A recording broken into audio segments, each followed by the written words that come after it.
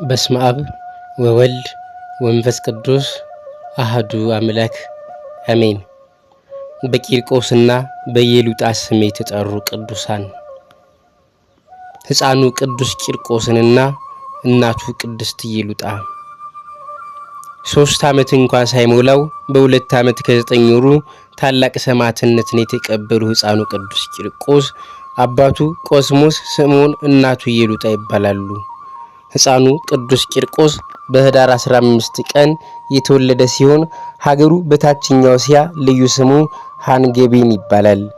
ዘመኑ ዘመነ ሰማዕታት ነበርና መምለኬ ጣዖት የሆነው ንጉሥ እስክንድሮስ ቅድስት ኢየሉጣን ለጣዖት ስገጂ ብሎ አስገደዳት። እርሷም ሕፃኑ ልጄ መጥቶ ይመስክር ብላ ስትናገር ሕፃኑ ቅዱስ ቂርቆስ ተጠራና ተጠየቀ።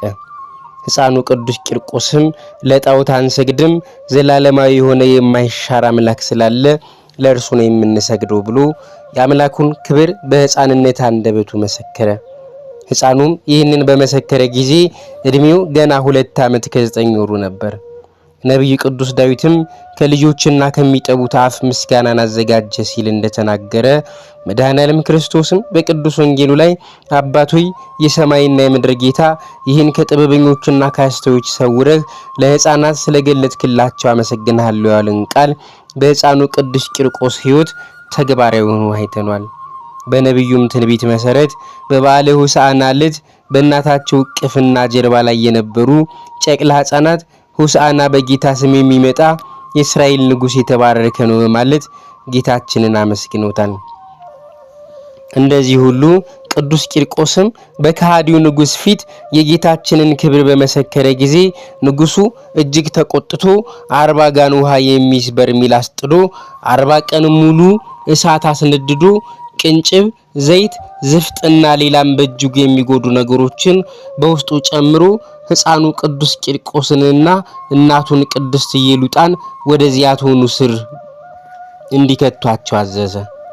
ንጉሥ እስክንድሮስ ጭፍሮቹን ሰም፣ ጨው፣ ባሩድ፣ ሙጫ፣ እርሳስ፣ ብረትን፣ ቅንጭብ፣ ቁልቋል ጨምሩበት ብሎም አዘዛቸው። ጭፍሮችም ያዘዛቸውን ከፈጸሙ በኋላ መተው ያዘዝከንን ሁሉ ጨምረንበት ነዶ ፈልቷል አሉት። ድምጹም እንደ ነጎድጓድ ይሰማል፣ ወላፈኑም እንደ ፀሐይ ያንጸባርቃል። የፍላቱም ኃይል 14 ክንድ ያህል እየዘለለ ይወጣል። በውስጡ የሚጣሉትን ሰዎች ይዘዛሉት። ያን ጊዜም ሕፃን ቅዱስ ቂርቆስንና እናቱን ኢየሉጣን ይዘው ከእስር ቤት አወጧቸው። በክርስቶስ ስም ስላመኑ በእስር ቤት አግብተው አስረዋቸው ነበርና ፍላቱ ወደ ላይ በሚዘል በብረት ጋን ውስጥ ለመጨመር ሲወስዷቸው በዚያን ጊዜም 1400 ሰዎች እንዲወጡና በፈላው የብረት ጋን ውስጥ የቅዱሳንን አሟሟት እንዲያዩ 100 ሰዎች እንዲወጡ ሹም አዘዘ። ቅድስት ኢየሉጣም የፍላቱን ግርማ ባየች ጊዜ ተሸበረች። ተጠብቆላት ያለውንም ዋጋ ትታ ልትክድ ፈለገች። ቅዱስ ቂርቆስም ይህን ባወቀ ጊዜ እናቴ ሆይ ከብረት ጋን ግርማ የተነሳ አትፍሪ፣ ድንጋጤም አይደረብሽ እያለ ከብሉይና ከአዲስ እየጠቀሰ እንድትጸና ማስተማራት። ነገር ግን እናቴ ሆይ አናንያንና አዛርያን ሚሳኤልንም እግዚአብሔር ከእቶነ እሳት እንዳወጣቸው ወቂ፣ እኛንም ከዚህ ከብረት ጋን ውስጥ ሊያድነን ይችላል። እናት ሆይ ከሚያልፈው ከዚህ ዓለም ጭንቅ ልታመልጭና በማያልፈው በዘላለም እሳት ልትቀጭ ትሻለሽን? እናት ሆይ ይህን አትሺ፣ ይቅርብሽ። አሁን እግዚአብሔር በመካከላችን አለና ይረዳናል። ሶስናን ከኃጢአተኞች እጅ ያዳናት እኛንም ከብረት ጋን ያድነናል። ዳንኤልን ከአንበሶች አፍ ያዳነ እርሱ ያድነናል። እግዚአብሔር በዚህ ብረት ጋን ውስጥ ግዳጃችንን ልንፈጽም ፈቅዶም እንደሆነ የኢዮብን ትዕግስት ልናገኝ ይገባናል። እርሱ ልጆቹንና ሚስቱን ያገኘው ገንዘብ ሁሉ አጥቶ በመጨረሻው ሰውነቱን አጥቶ ነበርና ምንም የቀረበለት አልነበረምና እግዚአብሔርን አመሰግነዋለሁ ከማለት በቀር ያለው ነገር የለም። እግዚአብሔር ሰጠ፣ እግዚአብሔር ወሰደ አለ። እግዚአብሔር ስሙ ለዘላለም ይመስገን አለ። እኛም ይህንን መከራ ልንታገስና የተጠበቀልንን ልንከተል ይገባናል እያለ አብዝቶ መከራት።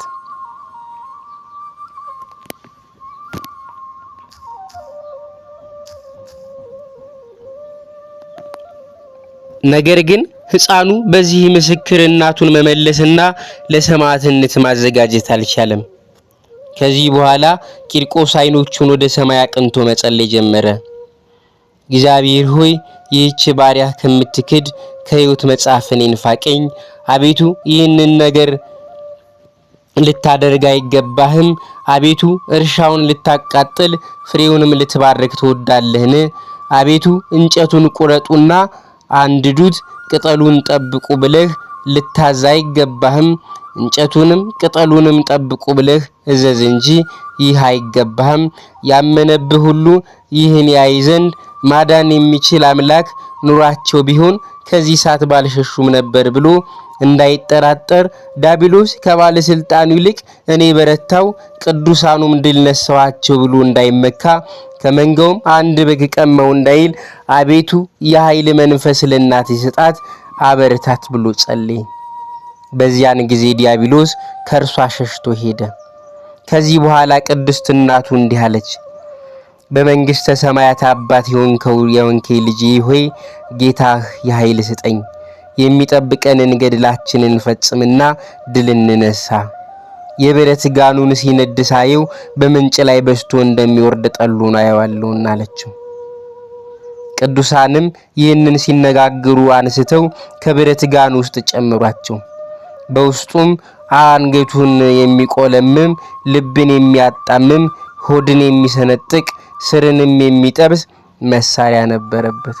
ወዲያውም የራማው ልዑል ሊቀ መላእክት ቅዱስ ገብርኤል እንደ ዓይን ጥቅሻ ፈጥኖ ከሰማይ ወረደና የብረት ጋኑን እሳት ፈጽሞ አበረደው።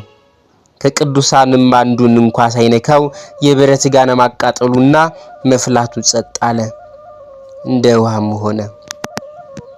ንጉሱም እሳቱ ምንም እንዳልነካቸው ሲያውቅ ከዚያ አውጥተው በሕፃኑ ቅዱስ ቂርቆስ አፍና አፍንጫ መርዝን ከተተበት። ነገር ግን መርዙ ምንም አልጎዳውም፣ እንዳውም ምግብ ሆነው። ዳግመኛም ጨውና በርበሬ በዓይኑ ነደደበት፣ አሁንም ምንም አልነካውም። ከዚህም በኋላ ሹም እስክንድሮስ 14 የተሳሉና የጋሉ ብረቶች ያመጡ ዘንድ ዳግመኛ አዘዘ። 7ቱን በእናቱ አካል 7ቱን በሕፃኑ አካል ውስጥ ይተክሉ ዘንድ፣ ከነዚሁም 2ቱን በጆሮአቸው፣ 2ቱን በዓይኖቹ፣ 2ቱን ባፍንጫቸው፣ አንዱን በልቡ ይተክሉ ዘንድ አዘዘ። በሕፃኑ ላይ ሹሙ እንዳዘዘው አደረጉበት። አሁንም ሊቀ መላእክት ቅዱስ ገብርኤል ከሰማይ ወረደና ፈወሳቸው። ዳግመኛም የሕፃኑን ራስ ከነቆዳው ገፈው በእሳት ውስጥ ይጨምሩ አንድ ሹም አዘዘ። እንዲሁም አደረጉበት። አሁንም ቅዱስ ገብርኤል እንደ ዓይን ጥቅሻ ፈጥኖ መጥቶ ይህንን መከራ ከሕፃኑ አራቀለት። ዳግመኛም ሹሙ በመቃን ውስጥ ጨመረው፣ በገመድ እንዲሰቅሉትም አዘዘ። ከዚህም መከራ መልአኩ አዳነው። ሐምሌ 19 ቀን በዓሉን በታላቅ ድምቀት የምናከብረው ይህንን ሁሉ የሊቀ መላእክት ቅዱስ ገብርኤልን ተራዳይነት በማሰብ ነው። ንጉሱም በእንደዚህ አይነት ሁኔታ በብዙ ጭንቅና ስቃይ ሕፃኑ ቅዱስ ቂርቆስንና እናቱ ቅድስት ኢየሉጣን ለ3 ዓመታት አሰቃያቸው። እነርሱም መከራን እየተቀበሉ በካዲው ንጉስ ፊት የአምላካቸውን ስም እየጠሩ መሰከሩ።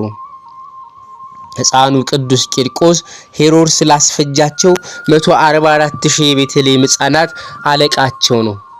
ይህስ እንደምን ነው ቢሉ ሄሮድስ ያስፈጃቸው እነኛ እልፍ ቤተልሔም ሕፃናት የተገደሉት ጌታችንን ለማግኘት በተደረገው ፍለጋ ምክንያት ስለሆነ ቅዱስ ቂርቆስንና በሞት ይተካከሉታል። እርሱ ግን የአምላኩን ስምና ክብር በማስተማርና በመመስከር ሰማዕትነትን ስለተቀበለ በዚህ ይበልጣቸዋልና ለነኛ እልፍ የቤተልሔም ሕፃናት አለቃ አድርጎ ጌታችን ኢየሱስ ክርስቶስ ሾሞታል። ቅዱስ ገድሉም እንደሚናገረው መንገድ ጠራጊ ከተባለ ከዮሐንስ መጥምቅ በቀር ሴቶች ከወለዷቸው እንዳንተ ያለ አልተገኘም በማለት ጌታችን በማይታበል ቅዱስ ቃሉ ታላቅ የሆነ ቃል ኪዳኑን በመሐላ አጽንቶለታል።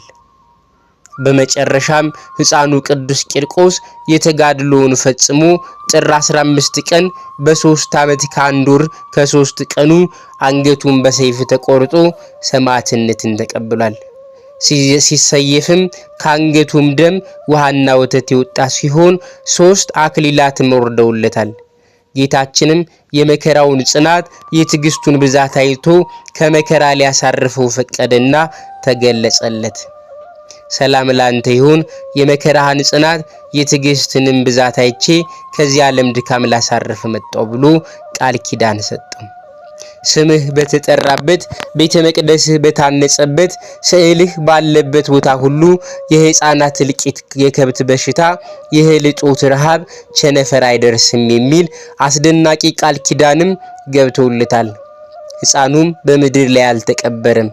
ይልቁንም ጌታችን በኤልያስ ሰረገላ ስጋውን አሳርጎለታል።